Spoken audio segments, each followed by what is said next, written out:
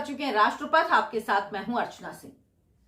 अडानी को लेकर हिडेनबर्ग की रिपोर्ट आई, अडानी ने सफाई दी, लेकिन विपक्ष चिल्लाने लगा कि एलआईसी ने पैसा लगाया है अडानी ग्रुप में और अब देश तबाह हो जाएगा, लोगों का पैसा लुट जाएगा।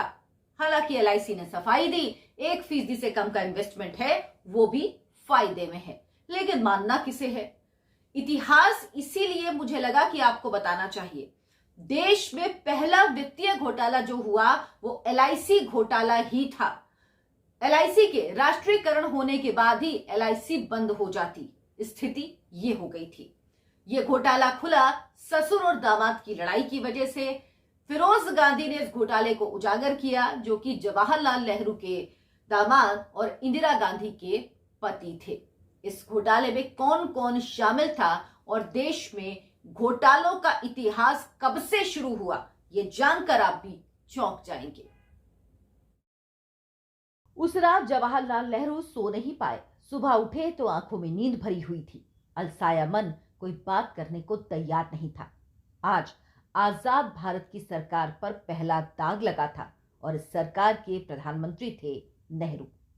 घोटाला ये शब्द आज नया नहीं, लेकिन आजाद भारत के बाद जब घोटाले का पहला दाग लगा तो नेहरू भी बेचैन हो उठे थे। घोटालों के इतिहास की तारीख भी आजादी की तारीख के आसपास की ही है। हम आजादी का अमृत महोत्सव मना रहे हैं, लेकिन इन 75 सालों में शर्मनाक घोटालों की फेहरिस्त इतनी लंबी हो गई कि लाल किले की प्राचीर से प्रधानमंत्री नरेंद्र मोदी को कहना पड़ा कि सिर्फ भ्रष्टाचार से नहीं, भ्रष्टाचारियों से भी नफरत करिए। 1947 में देश आजाद हुआ और 1948 में यानी आजादी मिलने के सिर्फ 1 साल बाद पहला घोटाला जीप घोटाला हुआ। वीके कृष्ण मेनन को आप देश में घोटालों का जनक कह सकते हैं। मेनन लंदन में भारतीय उच्चायुक्त थे। कृष्णन मेनन ने लंदन में भारतीय सेना के लिए 200 जीप खरीदने की डील एक ऐसी कंपनी के साथ की जिसमें महज 2 से 3 लोग ही काम करते थे और इन्वेस्टमेंट भी नाम मात्र का था। इसका खुलासा होने पर संसद सहित देश भर में हंगामा हुआ। मेनन नेहरू के खास थे। संसद में चर्चा के दौरान नेहरू ने अपने प्रभाव का इस्तेमाल कर मामले को दबा दिया, लेकिन दबाव की वजह से सौदे को रद्द करना पड़ा और मेनन को हाई कमिश्नर का पद छोड़ना पड़ा। जीप घोटाले के 3 साल बाद यानी आजादी के 4 साल बाद 1951 में साइकिल आयात में घोटाला हुआ। तत्कालीन वाणिज्य और उद्योग मंत्री के सेक्रेटरी का नाम इस घोटाले में सामने आया, उन्हें जेल जाना पड़ा। 1958 में आजाद हिंदुस्तान का पहला वित्तीय घोटाला सामने आया। इस घोटाले का मास्टरमाइंड व्यापारी हरिदास मुंदड़ा था, इसीलिए इस घोटाले को मुंदड़ा घोटाला कहा गया। मुंदड़ा घोटाला 1 करोड़ 20 लाख का घोटाला था। उस समय सोने का दाम 95 रुपए प्रति 10 ग्राम हुआ करता था और आज तकरीबन 60,000 रुपए प्रति 10 ग्राम है। यह घोटाला देश का पहला घोटाला था जिसे व्यापारी अफसर और नेता के गठजोड़ ने अंजाम दिया। मुंदड़ा घोटाला 1958 में हुआ, लेकिन इससे 2 साल पीछे 1956 में चलते हैं, जब भारतीय संसद ने बीमा विधेयक पारित किया, जिसमें छोटी छोटी बीमा कंपनियों का विलय करके एक सरकारी संस्था एलआईसी यानी भारतीय जीवन बीमा निगम का गठन किया गया। इसमें सरकार ने 5 करोड़ का निवेश किया। एलआईसी ब्लू चिप कंपनियों या अच्छे वित्तीय रिकॉर्ड वाली कंपनियों में निवेश करती थी। अब बात इस घोटाले के मास्टरमाइंड हरिदास मुंदड़ा की। हरिदास मुंदड़ा कानपुर का रहने वाला था। बिजली के बल्ब बनाने वाली कंपनी में सेल्समैन था, जो बाद में शेयर बाजार में कारोबार करने लगा और कोलकाता स्टॉक एक्सचेंज का बड़ा सटोरिया बन गया।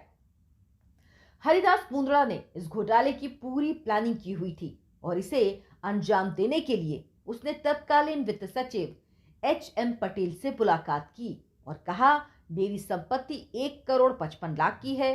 शेयर दलालों और बैंकों को 5 करोड़ 24 लाख देने हैं। उसने वित्त सचिव से कहा कि अगर उसने अपने शेयर बेचे तो शेयर बाजार धड़ाम से गिर जाएगा, इसीलिए अगर एलआईसी 80 लाख के शेयर सीधे बाजार से खरीद ले तो शेयर बाजार पर कोई असर नहीं पड़ेगा और मुझे भी राहत मिल जाएगी। साथ ही उसने ये भी कहा कि LIC मुझे 1 करोड़ का कर्ज दे तो मैं LIC को बिजनेस दिलाकर उसकी भरपाई कर दूंगा। कुछ दिनों तक कागजी कार्रवाई के बाद मुंदड़ा ने LIC को 1,19,49,500 रुपए के अलग अलग कंपनियों के शेयर के दस्तावेज सौंप दिए और शेयर बाजार की कीमत के हिसाब से मुंदड़ा को 1,26,85,750 रुपए का भुगतान कर दिया गया। उस समय ऑनलाइन ट्रांजैक्शन नहीं होता था, हार्ड कॉपी की डिलीवरी ही दी जाती थी।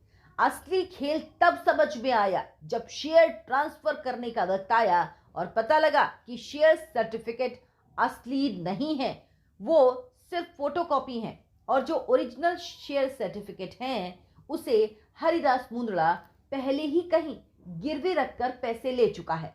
इसमें बड़ी बात यह कि LIC ने मुंदड़ा से शेयर अपनी इन्वेस्टमेंट कमेटी की सलाह के बगैर ही खरीदे थे। LIC के अफसरों को इस बात का पता था, लेकिन किसी ने इस पर आपत्ति नहीं जताई। उनका मानना था कि सरकार की रजामंदी के बिना निगम के चेयरमैन और मैनेजिंग डायरेक्टर इतनी बड़ी डील नहीं कर सकते।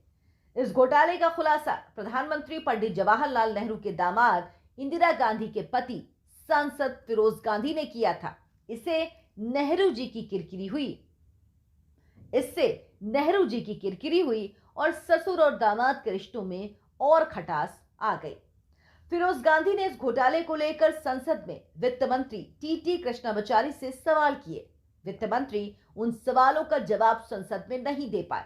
फिरोज गांधी ने इस मुद्दे को प्रतिष्ठा का प्रश्न बना लिया और आखिरकार सरकार को बंबई उच्च न्यायालय के रिटायर्ड जज MC चागला की अध्यक्षता में जांच आयोग बनाना पड़ा।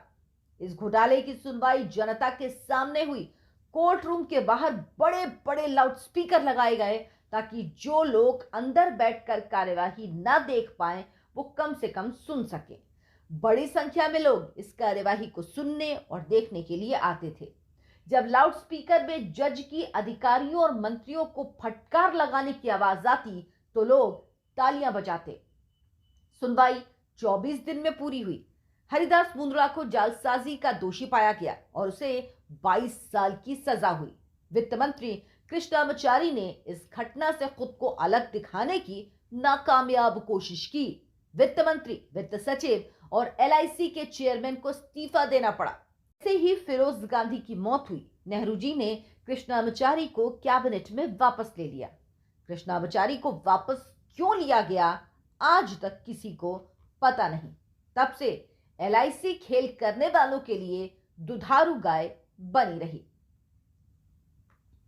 देश के पहले वित्तीय घोटाले में हरिदास मुंदड़ा के जेल जाने और वित्त मंत्री के इस्तीफे से साफ है कि अगर सरकार चाहे तो घोटाला करने वाले को जेल भेजने में देर नहीं लगती।